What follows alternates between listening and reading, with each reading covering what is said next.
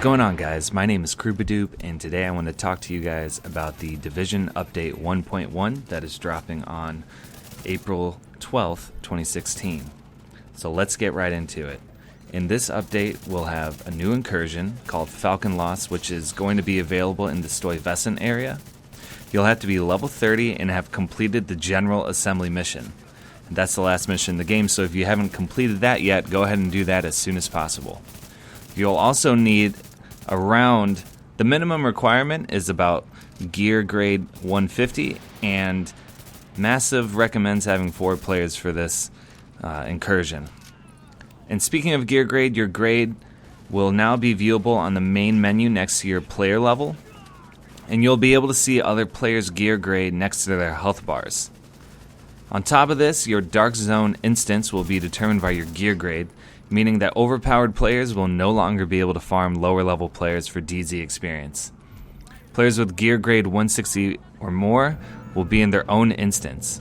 This is great news in my opinion, because right now we have really high level players that have the best gear in the game, farming lower level players, and it's just sort of ruining the experience for people that are just getting in to the Dark Zone. Say they grinded out the 30 levels in the actual story missions, and now they're trying to get into the Dark Zone for the first time.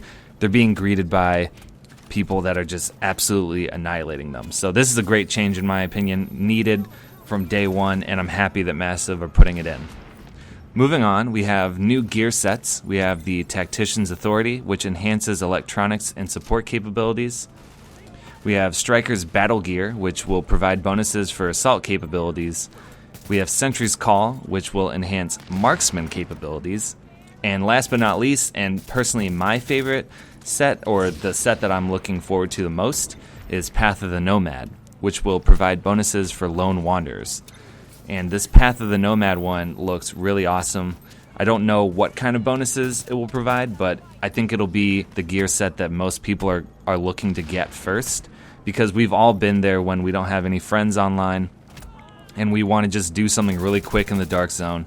We want something that's going to help us and keep us alive and having a good time, so looking forward to that. The next thing on the list, we have some new activities. We have assignments, which will be daily and weekly assignments, and the dailies will last 24 hours and the weekly obviously lasts the entire week. All these assignments will be solo activities that reset every Tuesday, and you'll be able to complete them alone for the most part. There will be 3 types of assignments: combat, Dark Zone, and crafting. And this really reminds me of Destiny's daily and weekly. The difference is that hopefully there will be a bit more variety.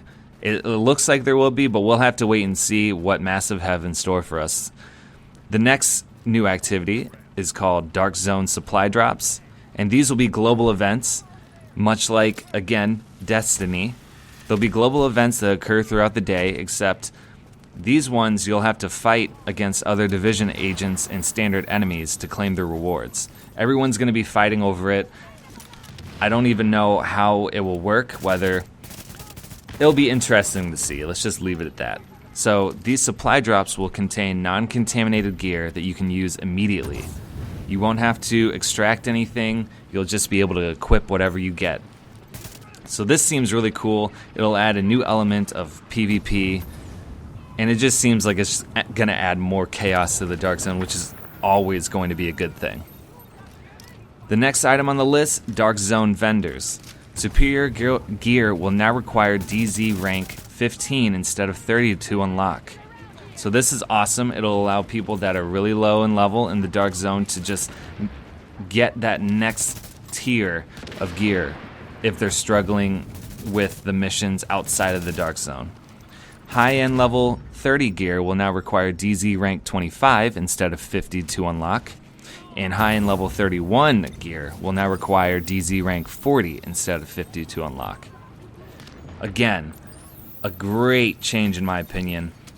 I'm currently level 31 in the Dark Zone. I'm a casual player, so being able to buy high-end blueprints at rank 25 is awesome, and once you get to level 25 and start getting the high ends, getting to rank 40 will be much faster than getting all the way to 50.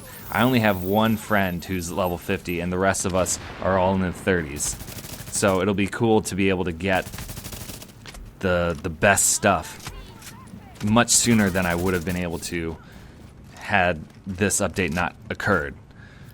On top of this, the church safehouse vendor, which is in DZ, the upper DZ, will now sell items for DZ funds instead of Phoenix credits. Another great change in my opinion, because Phoenix credits are so hard to come by.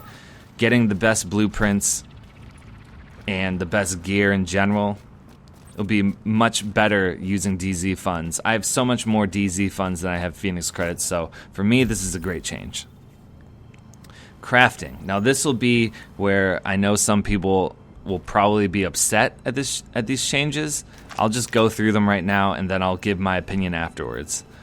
So first of all, we'll have new level 31 and 32 blueprints. And there will be no more division tech requirements for crafting level 31 high-end blueprints. Now, here comes the somewhat bad news. We have 10 standard materials instead of 5 will be required to craft one specialized blue material. Standard materials are green, specialized are blue. Then it will need 15 specialized blue materials instead of 5 to craft one high-end yellow material. And then we will need 10 high-end gold materials instead of 8 to craft one level 31 high-end item.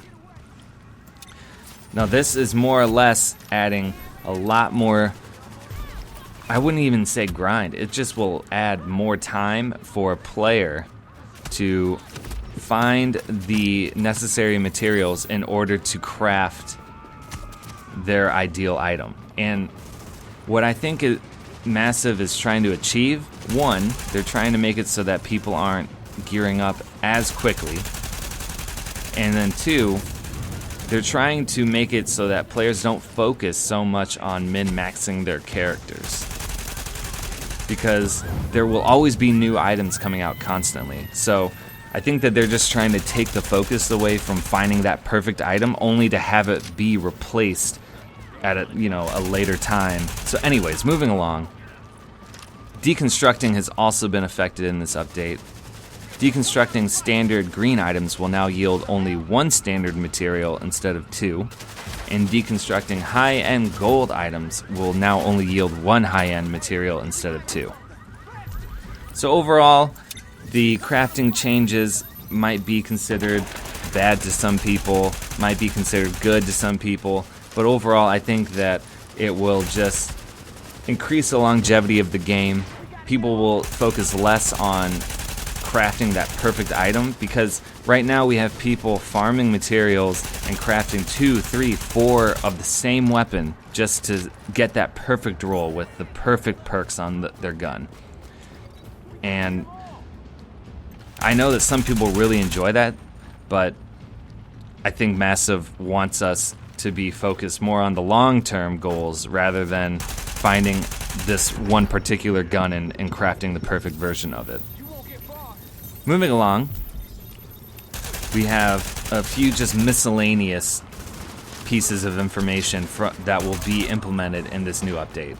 So we will have 3 new high-end named weapons. We'll have the Warlord, which is an assault rifle, Valkyria, which is a submachine gun, and the Historian, which is a marksman rifle. But the Historian won't be available until update 1.2. They're just implementing it in this update. I'm not really sure why it's in the notes, but it's there, so I figured I'd let you guys know. The next item is that the turret skill will no longer suppress enemy NPCs, and they added this change because people were abusing turrets and stun locking high-end or high-level NPCs and exploiting the turret. So some might consider this, I would say that this is a turret nerf, and the turret will still do damage obviously, but it won't infinitely stun lock opponents. Also, recalibrating high-end items will now cost normal credits instead of Phoenix credits, and Phoenix credits will now drop from level 31 and 32 enemies. All level 31 and 32 enemies, I'm pretty sure. It might just be named though. Level 30 enemies will drop 1 to 3 Phoenix credits. Level 31 will drop 2 to 4, and level 32 will drop 4 to 5. So Phoenix credit farming has become much easier in this update.